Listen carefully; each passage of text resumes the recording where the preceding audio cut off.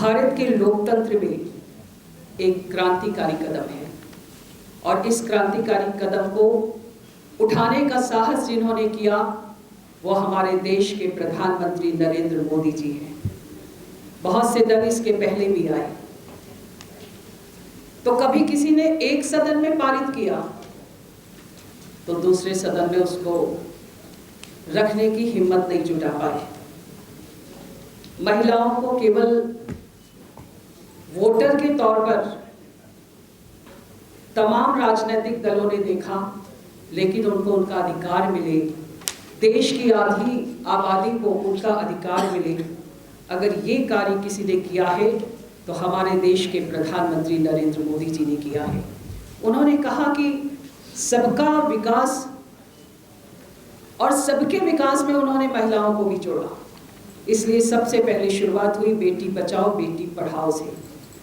एक समय वो था कि अगर घर में बिटिया पैदा हो जाए तो लोग उसको अभिशाप मानते थे।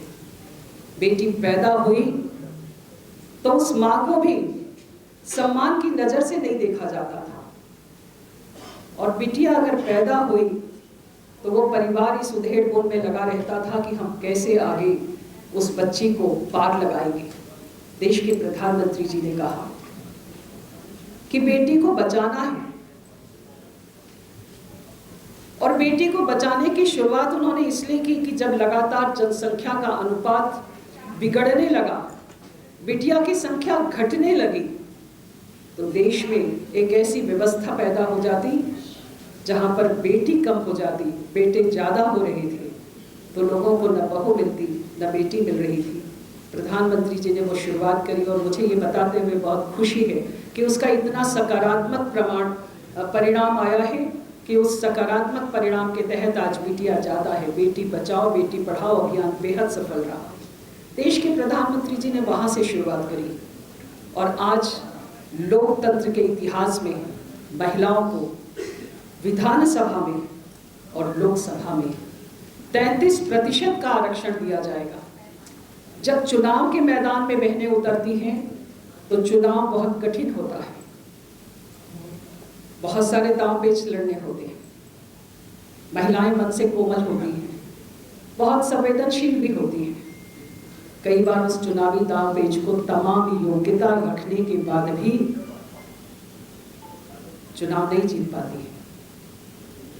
ऐसी परिस्थितियों में महिलाओं को 33% का आरक्षण देकर देश के प्रधानमंत्री जी ने हमारे नारीत्व का जो सम्मान किया है, हमारे मातृत्व का जो सम्मान किया है, हम उसके लिए पूरे देश भर की हजारों हजार बहनें हमारे प्रधानमंत्री जी को, नरेंद्र मोदी जी को बहुत साधुवाद देते हैं कि उन्होंने इतनी ताकत के साथ भारत की संसद में इस अधिनियम को रखा।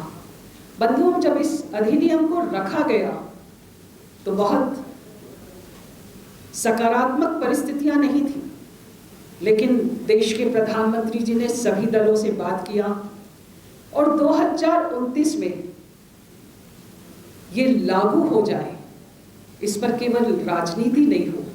अभी तक जितने भी राजनीतिक दल रहे हैं उन्होंने इस पर राजनीति की और राजनीति के तहत वो सदन में महिलाओं के लिए बिल लाते, उनके ही बाकी सदस्य उस बिल का विरोध करते और महिलाओं को वोटर के तौर पर वो देखते, वो बिल पारित नहीं हो पाता। देश के प्रधानमंत्री जी ने कहा कि अगर हमने कहा है कि ये 2029 में लागू हो तो उसको उन्होंने लागू करने की कोशिश करी और अभी उसमें संशोधन आ रहा है। आने वाले समय में विधानसभा और लोकसभा में उस संशोधन के साथ ये बिल पारित होगा और 33% आरक्षण के साथ एक ऐसे युग में हम प्रवेश करेंगे, क्योंकि महिलाएं, जैसा मैंने कहा, कि वो संवेदनशील भी होती हैं। जिन जगहों पर महिलाओं ने काम किया उन्होंने बहुत बेहतर काम किया। इसलिए प्रधानमंत्री जी ने अब कहा कि महिलाएं नीति निर्माता भी हों, केवल नीति के लाभार्थी नहीं हो, उस नीति से केवल उन्हें लाभ मिले ऐसी परिस्थितियां नहीं हो, बल्कि अब वो नीति बनाए। जब महिलाएं सदन में बैठेंगी, विधानसभाओं में बैठेंगी, बड़ी संख्या में बैठेंगी, लोकसभा में बैठेंगी, तो मुझे लगता है कि जो परिणाम है वो अपने आप में भारत की राजनीति को परिवर्तित करेगा। ये बदली हुई राजनीति हम सबको दिखाई देगी।